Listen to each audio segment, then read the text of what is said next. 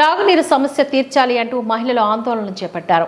సూర్యాపేట జిల్లా తుంగతుర్తి నియోజకవర్గంలో 4వ వార్డులో గత 4 నెలలుగా త్రాగునీరు రాక ప్రజలు ఇబ్బంది పడుతున్నా అధికారులు పట్టించుకోకపోవడంతో సోమవారం నాడు తుంగతుర్తి ఎంఆర్ఓ కార్యాలయంలో ఖాళీ బిందెలు పట్టుకుని మహిళలు నిరసన తెలియజేశారు. త్రాగునీటి సమస్యను వెంటనే తీర్చాలని ఎంఆర్ఓ కాటమయ్యకు మహిళలు వినతి పత్రాన్ని అందజేశారు.